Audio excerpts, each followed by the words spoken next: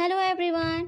नवरात्रि आ गई है और नवरात्रि आते ही हमें चाहिए व्रत वाला खाना। तो आज मैं लेकर आई हूँ आप लोगों के लिए व्रत का खाना, जो कि बनाने वाले हम साबूदाने से साबूदाने का आटा तैयार करेंगे और उसी आटे से हम बनाएंगे 3 तरह की अलग अलग चीज़ें, जिसमें कि हम बनाएंगे पूरी फुली फुली सी, साथ ही बनाएंगे बिल्कुल सॉफ्ट सी रोटी और इसके साथ बनाएंगे हम अप्पे। तो एक बार आपको साबूदाने का आटा तैयार करना है और उससे आप इस तरीके से 3 चीज़ें अलग अलग बना सकते हैं। उसके साथ ही हम बनाएंगे बहुत टेस्टी सी सब्जी, जो कि बनाने वाले हम आलू की, और वो भी बिना लहसुन प्याज की। तो व्रत में आप ये सारी चीज़ें बना करके आराम से खा सकते हैं। अलग अलग दिन अलग अलग चीज़ें बनाइए और व्रत का भी मज़ा लीजिए। तो चलिए देखते हैं इसे कैसे बनाना है। मेरे चैनल को भी सब्सक्राइब कर दीजिए और वीडियो पसंद आएगी तो लास्ट में वीडियो को ज़रूर से लाइक कर दीजिएगा। तो चलिए पहले सब्जी बना लेते हैं। तो सबसे पहले मैंने यहाँ पर उबले हुए आलू लिए हैं और आलू को इस तरीके से आपको तोड़ लेना है। बस हाथ से हल्का सा प्रेस करने से आलू कुछ इस तरीके से टूट जाती है। इस तरीके से टूटने से ना तोड़ने से सब्जी बहुत अच्छी बनती है, ग्रेवी थिक बनती है। तो अब लेंगे कढ़ाई, उसमें डालेंगे तेल। आप व्रत में जो भी तेल ले खाते हैं वो तेल यहाँ पर डाल सकते हैं। तो उसमें मैंने यहाँ डाला है जीरा। जीरा चटक जाने के बाद थोड़ा सा हल्दी, थोड़ी सी लाल मिर्ची, थोड़ी सी ब्लैक पेपर, थोड़ी सी धनिया पाउडर और थोड़ी सी गरम मसाला मैंने डाली है। आप इसमें से अगर कोई मसाला व्रत में नहीं खाते हैं तो उसे स्किप कर दीजिए। इसी के साथ डाल देंगे हम यहाँ पर टमाटर और इसके साथ ही डाल देंगे हम यहाँ पर नमक। नमक आप अपने स्वाद के अकॉर्डिंग डाल लीजिए। नमक डालने से टमाटर बहुत जल्दी से पक जाती है, गल जाती है। तो बहुत ज़्यादा सब्जियों को पकाना नहीं है, सिर्फ आलू है, आलू ऑलरेडी बॉयल है। तो इसीलिए तेल में ही सारे मसालों को डाल करके मसालों को सबसे पहले अच्छे से पका लेंगे। तो कुछ देर के बाद कुछ इस तरीके से मसाले अच्छे तरीके से पक चुके हैं।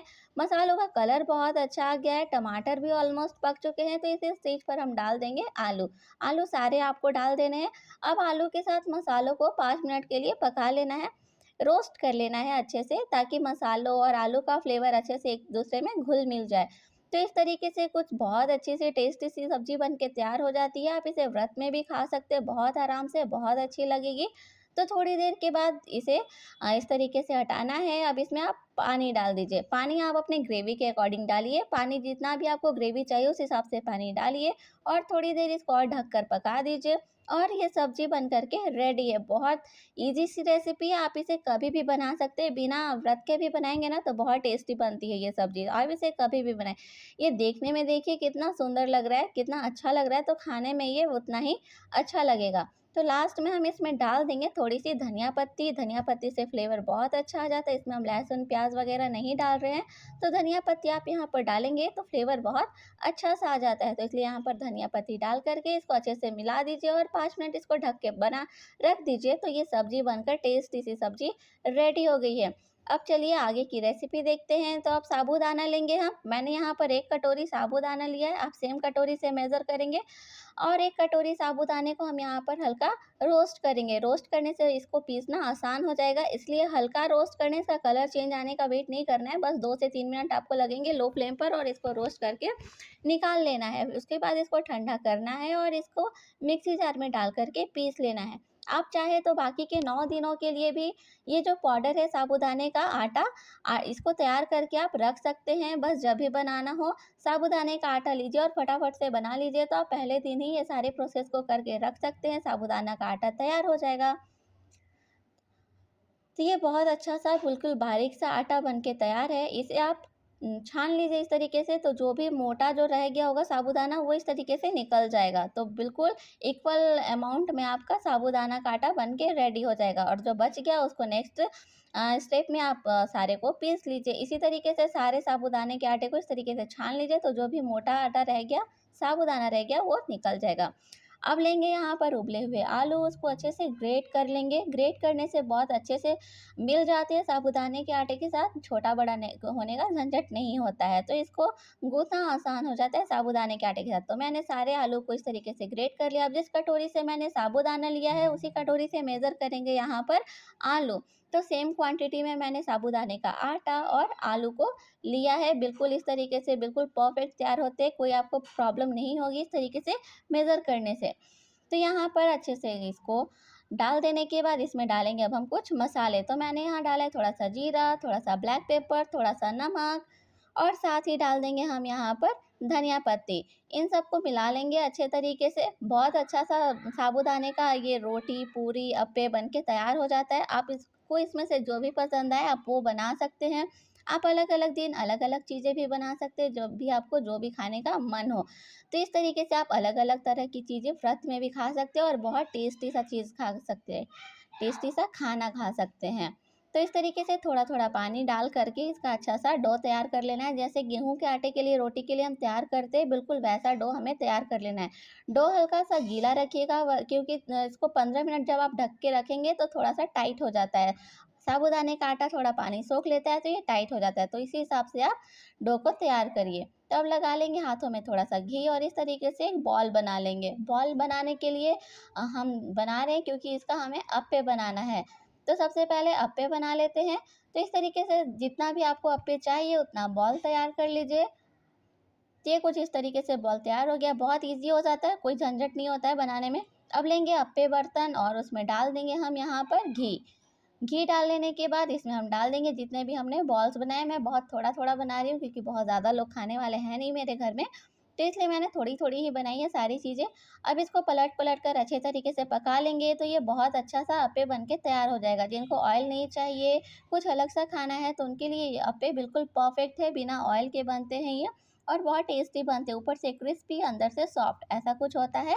इसको आप चटनी के साथ भी खाएँगे तो बहुत अच्छा लगता है। तो ये कुछ इस तरीके से अप्पे बन के रेडी हैं। अब चलिए बना लेते हैं रोटी और पूरी।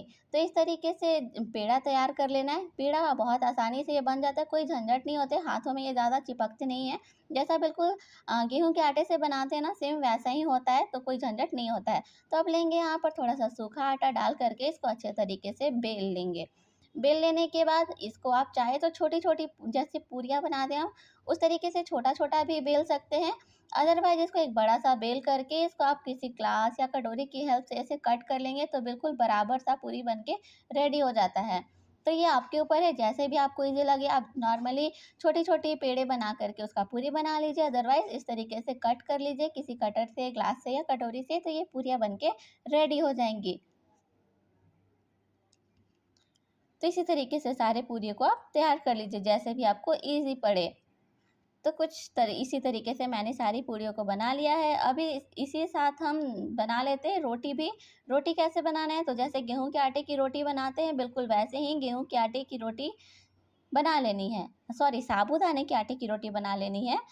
तो जैसा नॉर्मल रोटियाँ बनाते हैं बिल्कुल वैसे ही ये बन जाएगा। इसको बेलने में कोई झंझट नहीं होता है, बहुत आसानी से देख सकते हैं आप कितनी आसानी से ये बिल चुका है और बहुत अच्छा, बहुत पतला-सा बन के तैयार है। अब इसको पैन पे लग रख देते हैं पकने के लिए, तो आपको मीडियम फ्लेम पर पकाना है, हाई फ्लेम नहीं, और लो फ्लेम पर बहुत ज़्यादा टाइम लग जाएगा। तो इसको पलट-पलट कर आप अच्छे तरीके से पका लीजिए। इसमें आप थोड़ा-सा घी लगा लीजिए।